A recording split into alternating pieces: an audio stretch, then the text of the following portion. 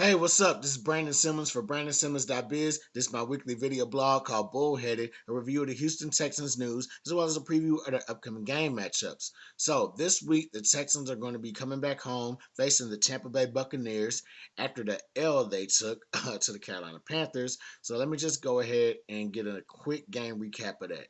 So, big takeaway from this game against Carolina. Texans just blew this game. I mean, it's simple as that.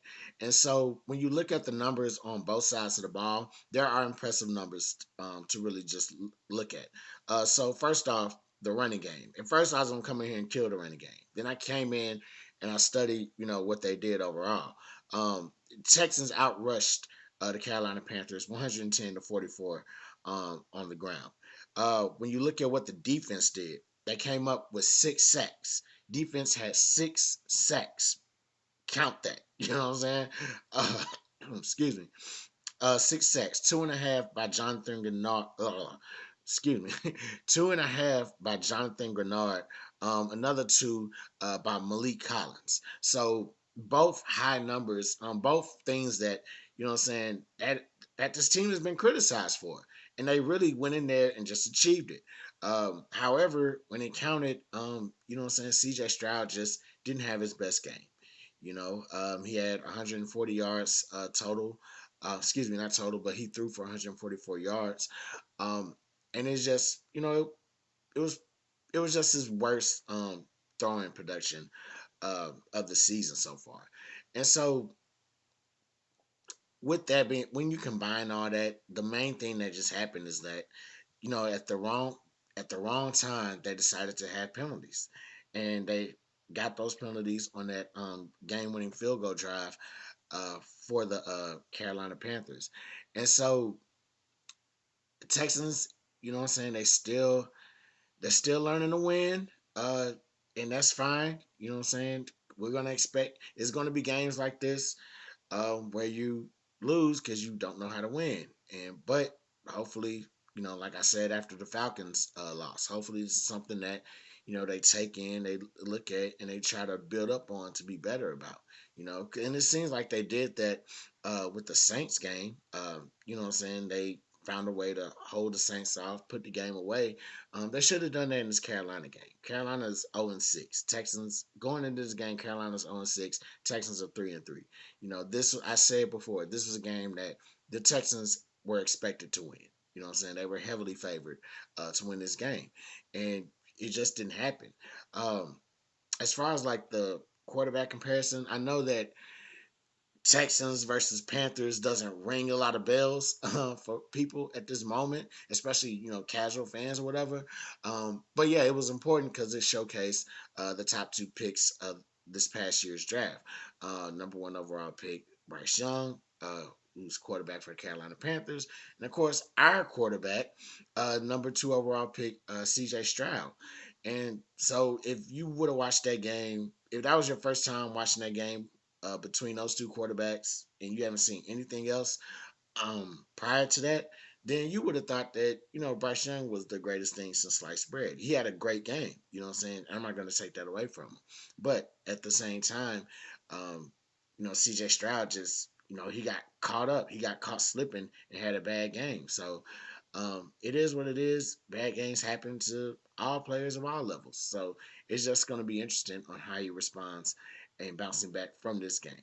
Speaking of that, well, I'll get into his post game comments later about the offense and everything. But um, before I do that, I want to touch on trade deadline. So trade deadline passed this Tuesday on Halloween, and a lot of people were kind of like, we some people were just bummed out we didn't really do anything at the trade deadline. And I mean, to be honest with you, I don't think we're there yet with all of our pieces where they're worth trading. You know what I'm saying? Like we might have some pieces out there that we might not want, and we probably want to get rid of. But are we gonna get a good return for them? You know what I'm saying? So we might get some day three picks, some 6, some 7 round picks or whatever. And yeah, that's cool, but you know, I don't think it would just I don't think it would just be something that's urgent to do. I feel like we need to keep all our picks at the moment, at least through the season. And then when the off season comes around, just kind of see what we need, see who's out there, and start sending the picks out that way. Start sending some of the players out that way. So that's how I feel about that. Not we didn't need to be at the trade deadline. Um, in my opinion, I feel like trade deadline in the middle of the season, that's mainly for teams that's trying to like contend. You know what I'm saying? Like, they trying to really get that playoff push going, and Texans they're in a good spot, but I don't think getting to the playoffs. I don't think getting to the playoffs is like a realistic type deal, and I don't think we're ready for that. You know what I'm saying? Because we don't want to get into the playoffs and get beat 42-0. You know what I'm saying? We want to if we want to get there, we want to make sure that we actually win. So, if we gotta, miss the playoffs this season just to make sure our team is developed, then so be it. I'm cool with that for sure, for sure. But trade deadline, nah, we're good for sure. Um, Stroud's comments on the play calling. So Stroud made some CJ Stroud made some interesting comments about the play calling, and I'm probably gonna read bits and pieces of this because I know y'all got stuff to do on this weekend.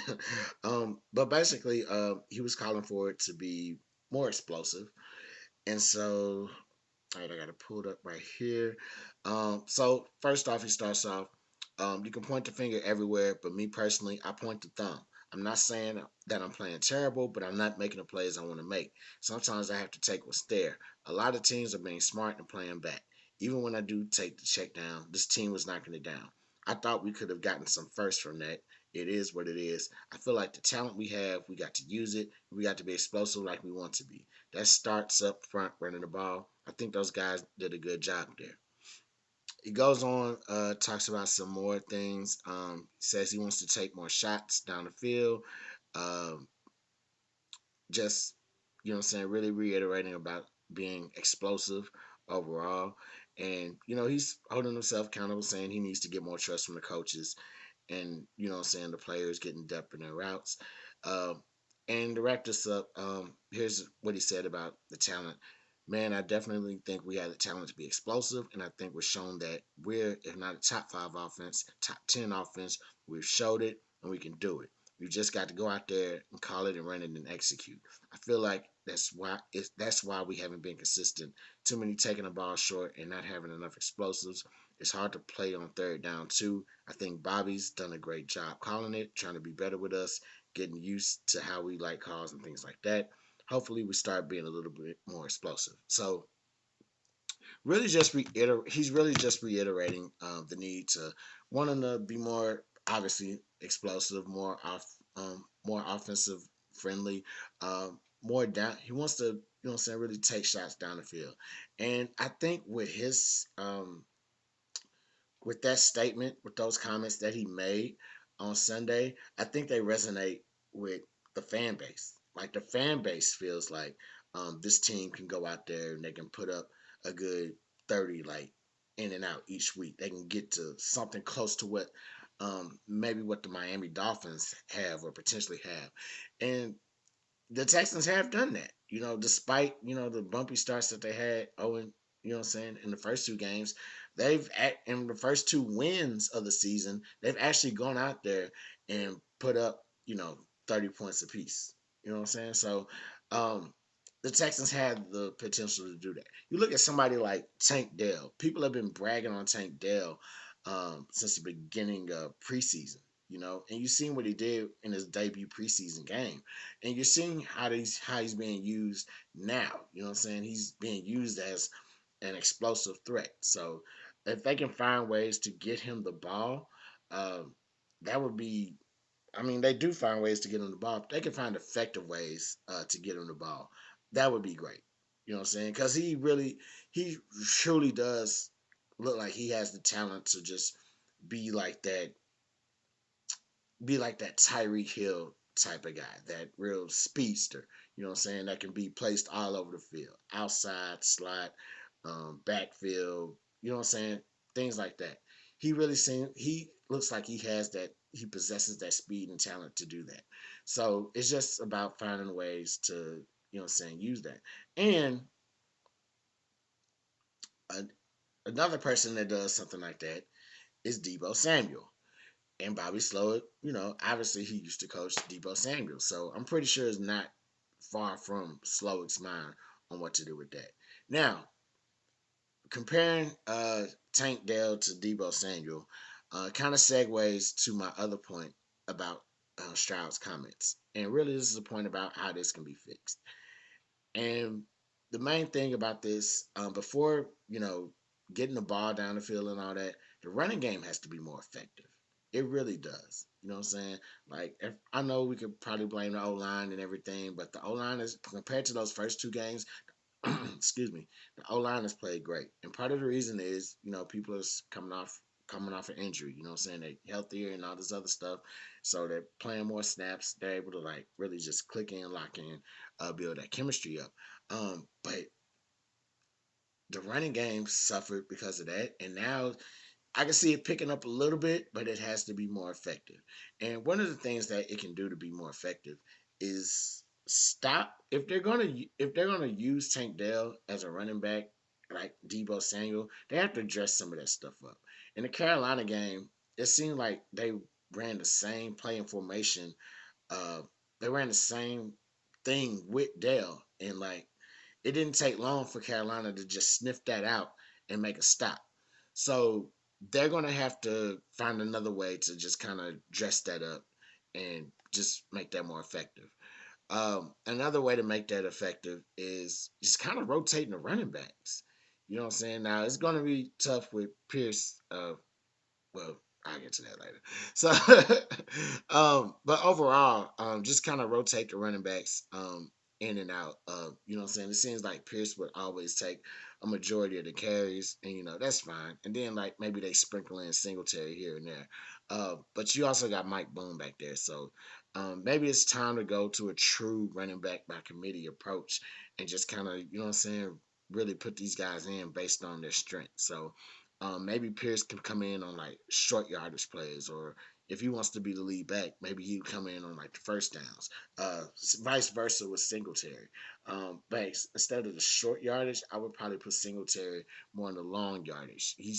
I think he's able to. He might be their best running back that can be a receiver and all that stuff. So I would definitely put him in that spot for sure. Mike Boone, just put him wherever. You know what I'm saying? Probably just bring him in just to give one of the other two running backs a break, or just give both of them a break at the time, and so they'll be fresh and all the other stuff. So that's just how it has to be effective. You know what I'm saying? They can't. I mean, I think last week was good. They put up 110 yards, and it seems like they used like quite a few people to run the ball. But keep doing that and just build up on that, and what I'm saying, get things going. So before I get into this game recap, injury report. Pierce is out this week. I did not read what his injury was. I found out probably a couple hours ago, and I had to scramble for my fantasy team. But yeah, he's going to be out this week. So uh, now on to the game recap. Mm, quick one. So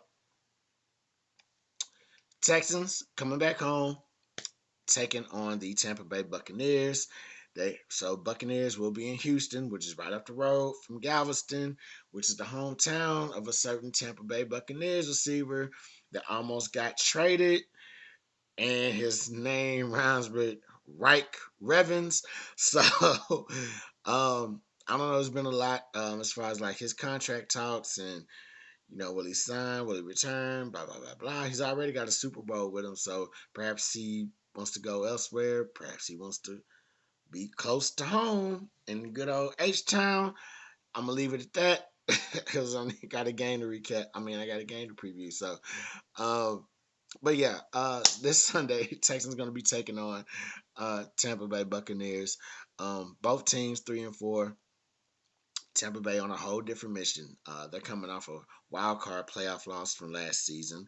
They're coming off the retirement of Tom Brady. So they're probably really just looking for their signal caller right now. They happen to get they did happen to sign Baker Mayfield, and he's starting over the guy that they drafted a few years ago, Kyle Trask. Um, and so with with that being said, they're probably going to come. They're also in a division that's very winnable. The NFC South. It's a it's something. Yeah, it's some type of place to be, and so they feel like what I'm saying, as the season draws to a close, they can't just afford to they can't just afford to blow some of these games away. So just a few things Texans have to do to just kind of win this game. They need number one, they need to manage the momentum. So Tampa Bay got Baker Mayfield last season. Excuse me, this season. And with Baker Mayfield, he's the one thing that stands out about him is he's a firecracker. And so he's like a real, like, people love him. His teammates love him. You know what I'm saying? And like on the field, you could tell that they love him. And that's his demeanor and not sarcasm, but his demeanor and swag like really pours out. It makes you kind of want to root for him a little bit. I remember just hearing him talk about just coming to the Browns when he was getting drafted. You know what I'm saying? He had like an attitude, like, he had like a why not us attitude. That's what I took from it. And so that's what I always admired about him, especially going to a team, that's been perpetually bad for the better part of this millennium. And so he's pretty much shown that, he can become a motivator when it needs to be. He almost beat the Buffalo Bills last week, off a Hail Mary pass. So he he's definitely gonna bring a spark to this game. He's definitely gonna try to make a big play or two to get his team energized, especially on the road. You know what I'm saying? He can actually do those types of things. So I would say if that happens, we just got to manage that. You know what I'm saying? We got to take that on, face that head on, and just kind of dead it as soon as it comes up. You know what I'm saying? Just take away their momentum whenever they get it. Um, Second and final thing, actually, uh, commit to the run game. So I know I harped on the O line for most of the season until they got healthy, and now the run game, it's what I'm saying, it's had its issues this season as well. They did pretty good last week, but we got to commit to it. You know what I'm saying? And so that means just wrote. I know Pierce is going to be out this week, but that means just kind of, what I'm saying, really just keep these running backs in rotation. Make sure that, what I'm saying, they're all make sure they all get some touches on the football, and what I'm saying, just really wear this defense down. And so, because I feel like if we wear this defense down enough, which is pretty solid defense, what I'm saying, we'll be able to we'll be able to get this W. You know what I'm saying? We'll be able to have a more explosive offense if we're able to just commit to that run game and wear the opposing defense down. So, uh, that's all I got for y'all this week. Yeah, two things Texans just got to do to get it to win this weekend. Manage the momentum and just commit to the running game. So, with that being said, I'm Brandon Simmons for BrandonSimmons.biz. If you're watching this on YouTube, like and subscribe to my channel. If you're watching this on Facebook, facebook.com/BrandonBlog, go like my page. Brandon Simmons for BrandonSimmons.biz. Holla black.